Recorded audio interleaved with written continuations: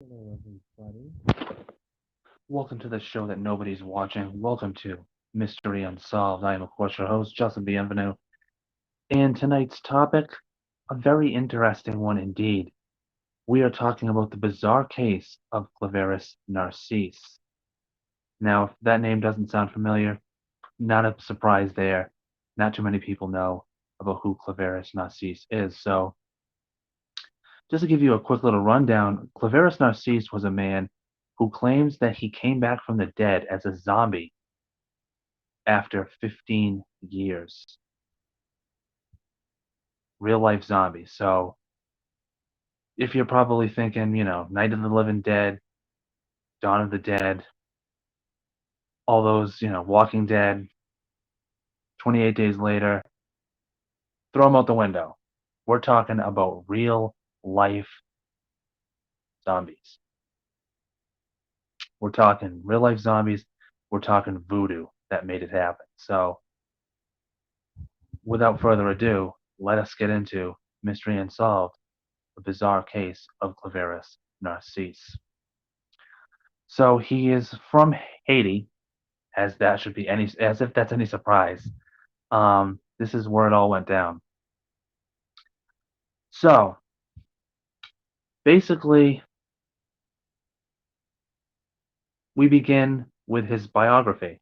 So what's going to happen is I'm going to give you a little rundown of everything that transpires from the symptoms that he endures to his death and then afterwards. And then we'll even get into some hypotheses and theories as well. So let us begin.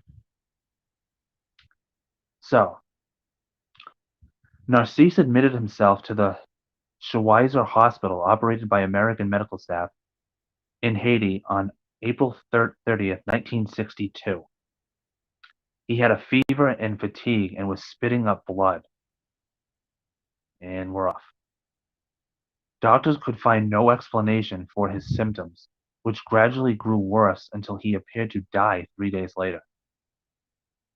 When you go to a hospital and the doctors have no freaking clue what's wrong with you, there's a problem.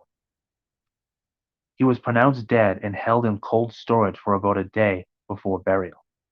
So he was having some unknown symptoms. The doctors are like, we have no idea what's wrong with this man. And they just pretty much, he died. And they're like, yep, let's just throw him in the, throw him in the cold storage and we'll bury him tomorrow. No big deal. In 1980, a man identifying himself as Clairvius Narcisse approached Angelina Narcisse in the city of L'Estère, convincing her and several other villagers of his identity by using a childhood nickname and sharing intimate family information. He claimed that he had been conscious but paralyzed during his supposed death and burial, and had subsequently been removed from his grave and forced to work at a sugar plantation. Yeah. So he shows up to the village that he used to live. 15 years later, he sees his sister and he's like, hey, it's me. And she probably takes one look at him and is like terrified out of her mind. As long as probably the rest of the villagers are like, he died 15 years ago. No, apparently he didn't. Per his account, after his apparent death and subsequent burial on May 2nd, 1962, his coffin was exhumed and he was given a paste, possibly made from datura, which at certain doses has a hallucinogenic effect and can cause memory loss.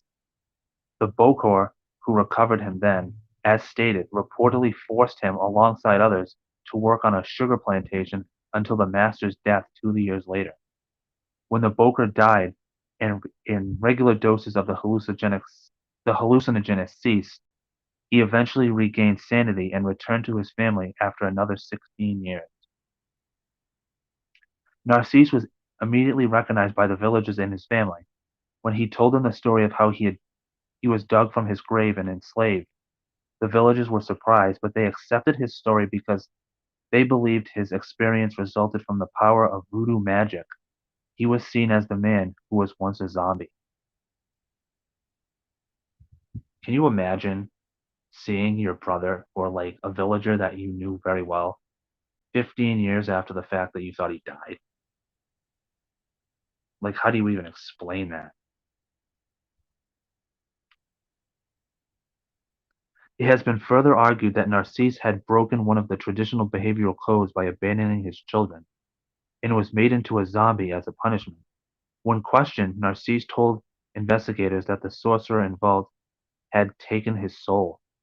The investigator of the poisoning was alleged to be Clairvius's brother, with whom Clairvius had quarreled over land and inheritance. So the plot thickens here. Apparently, he had a falling out with his brother, and his brother took it up a few notches by looking into some black voodoo magic and apparently cast it on his brother. His brother died, turned into a zombie, and was enslaved on a sugar plantation. Yeah, that's totally normal. You know, that's totally normal. This case puzzled many doctors because Narcisse's death was documented and verified by the testimonies of two American doctors. The case of Narcisse was argued to be the first verifiable example of the transformation of an individual into a zombie. See, that's why this case is on here. That's why we're talking about it. First ever verifiable example of a transformation of an individual into a zombie. Narcisse's story intrigued Haitian psychiatrist Lamarck Duyon. I apologize if I butcher names. I'm good at I'm good at pronouncing names, but sometimes one will sneak up on me. Though diminishing supernatural explanations, Duyon believed there was some degree of truth to tales of zombies, and he had been studying such accounts for decades. Suspecting zombies were somehow drugged and then revived, Duyon reached out to colleagues in America. Davis traveled to Haiti, where he obtained samples of powders purportedly used to create zombies. So, one of the things that you're going to hear probably come up a few times is the American Wade Davis. He's got a big stake in this, and I don't know if there's any more mention of it, but powders. It is suggested that powders of a certain kind can cause, I guess, effects of zombieism, if that's what we're gonna go with here. So that's pretty much that account. So let's go back to the beginning here of let's go back to the hype like the theory here, the hypothesis of what caused this man to come back to life, or he wasn't dead, whichever you want to go with. He wasn't dead, or he died and he came back as a, like, how did this all happen? Here's a theory. Here is a hypothesis. One hypothesis for Narcisse's account was that he had been administered a combination of psychoactive substances, oftentimes the paralyzing pufferfish venom tetrodotoxin and the strong duraluant datura. You may have heard I mentioned datura earlier, which rendered him helpless and seemingly dead. So it doesn't explain this in the sentence I just read, but tetrodotoxin, the venom tetrodotoxin by the pufferfish is quite lethal. In fact, you do not want to come across a pufferfish because if this thing stings you, you're not dead, but you're dead. Does that not make any sense? Yeah. Basically, after a pufferfish stings you with this toxin, if a doctor were to check your pulse, or anybody was to check your pulse, they wouldn't find one. They would hardly would, and your heart rate would be so slow, it would be as if you were dead. So that's one theory as to what happened to him, and it kind of has value, I think, in substance. It would definitely explain a lot.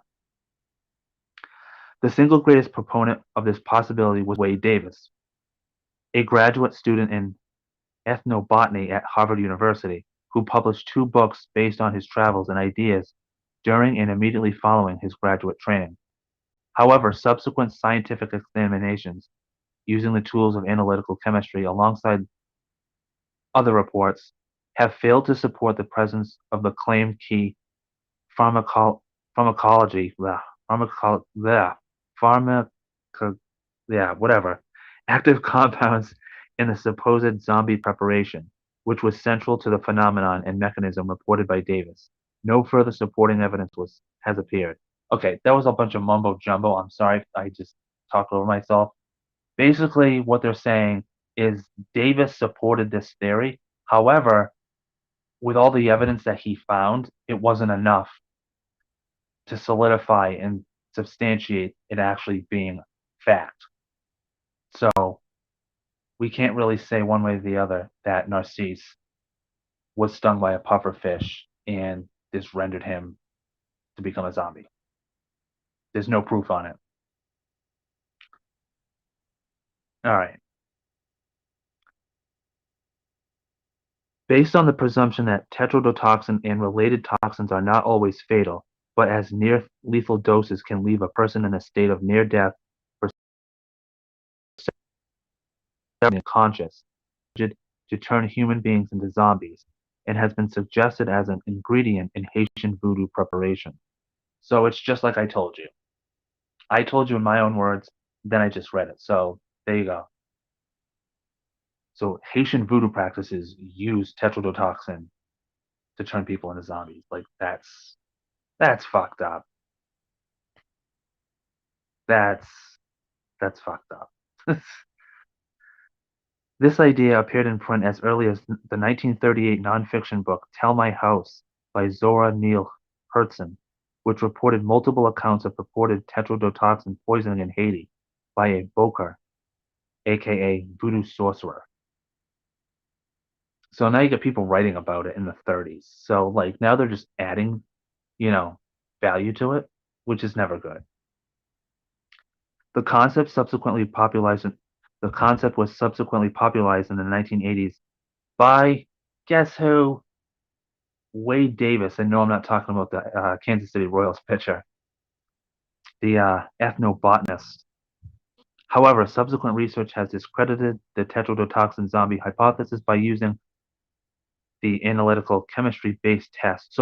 Okay, so earlier, basically what I said, they ran tests and they couldn't find anything. But why would you find anything? This is a friggin' lethal poison so potent that it can render someone dead, but they're really not. So I mean, I'm not a scientist. I don't really need to go on record and say that, but I don't know, like run all the tests you want, but it's a poison if it doesn't if it's gonna render somebody to the point where it looks like they're dead, I don't imagine something's gonna show up to support that.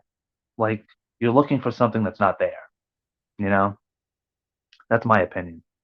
After various anthropological investigations of zombie stories in various cultures, including Narcisse and a handful of others, reports appeared that Narcisse received a dose of a chemical mixture containing tetrodotoxin, a pufferfish toxin, and bufotoxin, a toad toxin, to induce a coma that mimicked the appearance of death.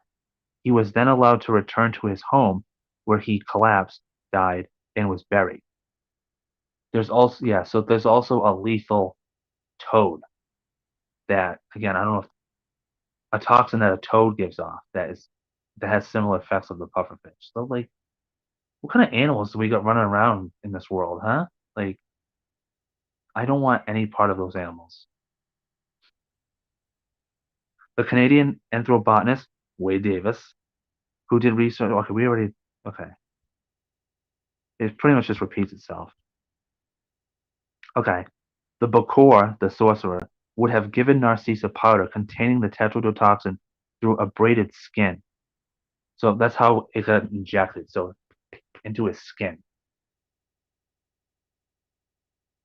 Narcisse would then have fallen into a comatose state, closely resembling death, which resulted in his live burial. His body would then have been recovered, and he would have been given doses of Datura stramonium to create a compliant zombie-like state and set to work on a plantation. After 2 years, the plantation owner died, and Narcisse would have simply walked away to freedom. So Datura is pretty much what they use to help wake him up, but it also puts him in like a just a fog, like a zombie-like state. And it was suggested that he worked on a sugar plantation as a slave for 2 years before the slave owner finally died. And it was only then that he was pretty much sane enough to go home and remembered who he was, and he actually went home and reunited with the villagers and his family. And finally, the last bit. Okay. So basically, there's a lot of the skepticism. It's probably the same stuff I just read. That's what it pretty much looks like. While these are While in these popular accounts in Haitian, tetrodotoxin is thought to have been used in voodoo preparations, is so-called zombie poison. Subsequent careful analysis has repeatedly called these accounts and early studies into question. So again, it's what I said earlier. It's just it goes back and forth. They can't say one way or the other whether or not this poison. They call it the zombie poison, but they're trying to do their official test, and they have nothing because they just pretty much a scientist. You believe in science, but you don't believe in the science that a powder or a poison or a toxin can be so lethal that it makes someone look like they're dead in a zombie. It can happen. I think Clairvius Narcisse is proof.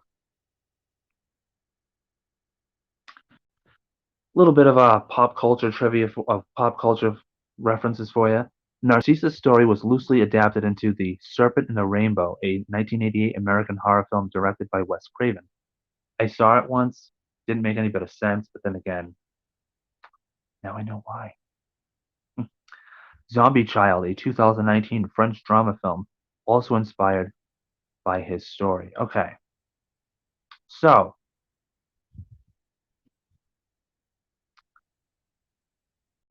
what are my theories? Well, I pretty much just, through all that reading, I pretty much gave you the theory. The toxin rendered him into a state of death, and he came back as a zombie.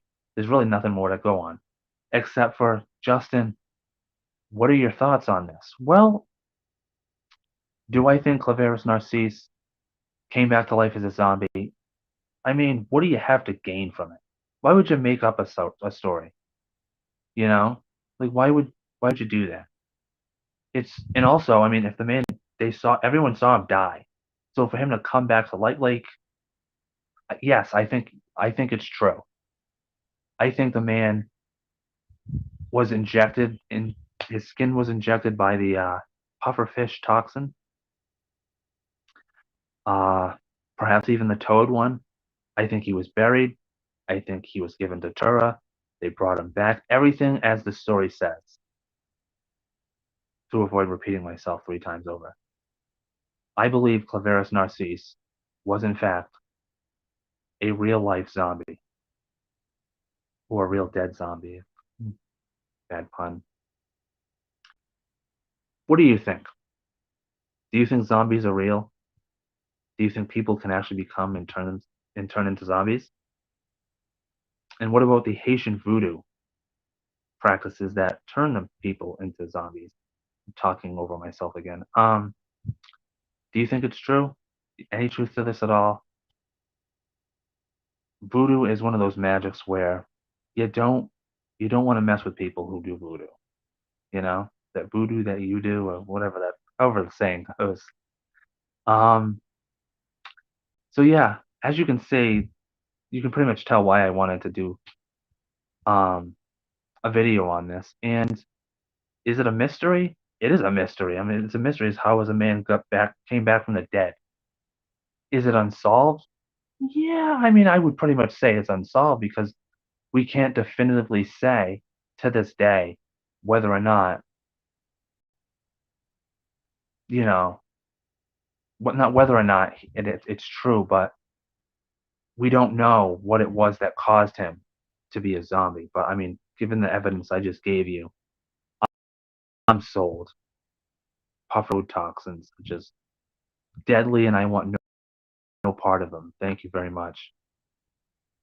God, is there a worse feeling though than like imagine being caught. Like, imagine like your brain makes you like being aware, but you're just so comatose in your own body. You're just kind of laying there, like, hey, I'm still alive. Hey, like that's frightening. No wonder people were scared of being buried alive back in the day. Ugh, just the thought, right? All right. This was Mystery Unsolved, the bizarre case of Clairvius Narcisse, the real life zombie. I hope you liked the video. Nobody watched this. I'm not the least bit surprised. If you do watch this on the playback, you know the deal. If you watch this on YouTube on the playback, I would appreciate a like and follow the video. Hit the subscribe button to see more of my videos. And coming up next week, we'll be talking about former 50s heartthrob actor James Dean, because James Dean is he was a walking mystery. Well, he wasn't a walking mystery, but after he died, he became a quite a bit of a mystery, and he is indeed a mystery unsolved. So tune in for that next week, and don't forget, after next week's episode, we will be doing the new segment, Mystery Ghost Stories. So do stay tuned for that. So this has been Justin Bienvenu with the latest episode of Mystery Unsolved. Until next week.